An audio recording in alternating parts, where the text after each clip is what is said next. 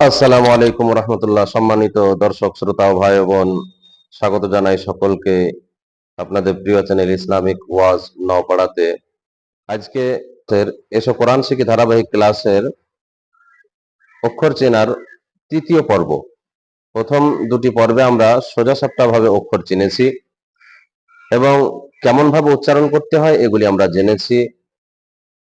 কোন অক্ষরে কতগুলি ফোঁটা থাকে এগুলি আমরা জেনেছি। আজকে আমরা যুক্তাক্ষরকে চেনার চেষ্টা করব। যুক্তাক্ষর কেমন ভাবে চিনব, যুক্ত হয়ে অক্ষর লেখা থাকলে পরে কেমন হয়ে থাকতে পারে, তার কত রকম রূপ রূপ হতে পারে, এগুলি আমরা আজকে জানার চেষ্টা করব। অতএব দেরি না করে সম্মানিত দর্শক, আমরা চলুন সোজা স্ক্রিনে যাই এবং যুক্ত অক্ষরগুলাকে চেনার চেষ্টা করি।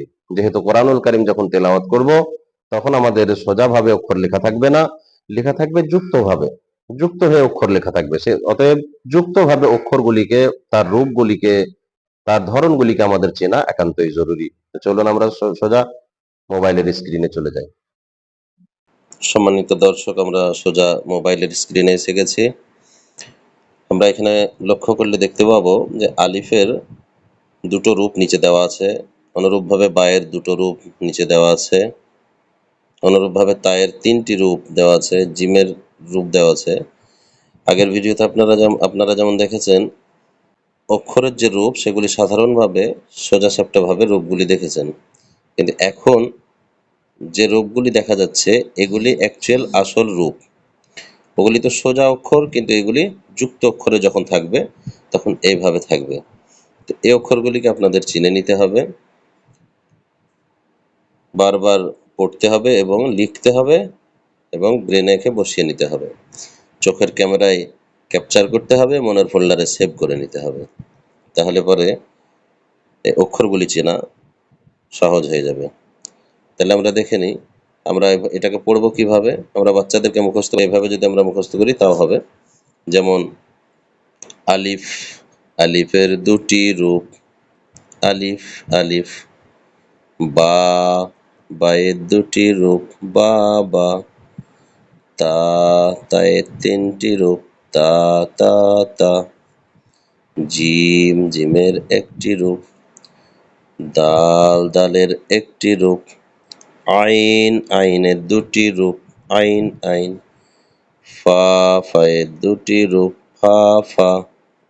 তো এইভাবে যদি আমরা মুখস্থ করি তাহলেও আমাদের সহজ হয়ে যাবে।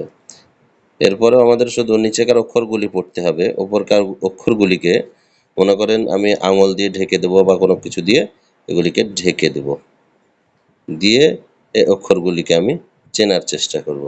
তাহলে এই যে এখানে অক্ষরগুলো আমি ঢেকে দিয়েছি, এখন পড়তে হবে আমাকে আলিফ। আলিফ কেমনভাবে রূপ হতে পারে? বা, বা দেখেন বা ছোট্ট করে দেওয়া আছে, নিচে একটা ফোঁটা আছে। আবার একটু সোজাভাবে দেওয়া আছে, দিয়ে একটু খোঁচা মেরে দেওয়া আছে, নিচে একটা ফোঁটা আছে।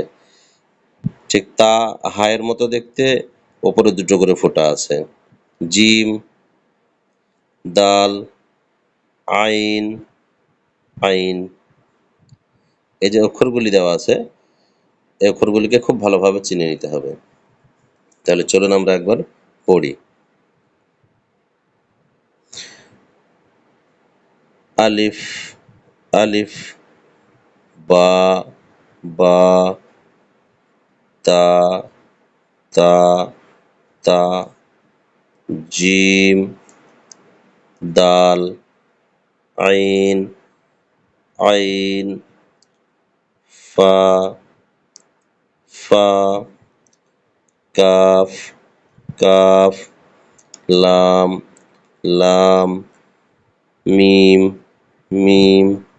নুন, নুন। হা, হা, হা। হামজা, হামজা। ইয়া, ইয়া। এটাকে এভাবে পড়তে পারি, আলিফ অন্য রূপে, আলিফ অন্য রূপে। বা অন্য রূপে, বা অন্য রূপে। তা অন্য রূপে, তা অন্য রূপে, তা অন্য রূপে। জিম অন্য রূপে, দাল অন্য রূপে, আইন অন্য রূপে, আইন অন্য রূপে। এভাবেও আমরা পড়ে নিতে পারি। মোট কথা এগুলিকে বারবার পড়ে এবং লিখে এগুলিকে মুখস্থ করে নিতে হবে এবং ব্রেনে বসিয়ে নিতে হবে। এই অক্ষরগুলি আসল চিনে নিতে হবে। এই অক্ষরগুলি আগামীতে যুক্ত হয়ে কোনো অক্ষরের সঙ্গে যখন জয়েন্ট হয়ে লেখা থাকবে তখন চিনতে সহজ হবে। তো আজকে আমরা এই সবকের মধ্যে বুঝলাম। তাহলে আজকের সবক আমরা এটুকুই মুখস্থ করি সম্মানিত দর্শক। পরবর্তী ইনশাআল্লাহ আমরা যুক্ত অক্ষর কেমনভাবে জুড়ে জুড়ে লেখা থাকে সেগুলি আমরা বোঝার চেষ্টা করব। আজকে এই পর্যন্তই। সকলে সুস্থ থাকবেন, ভালো থাকবেন, মেহনত করুন।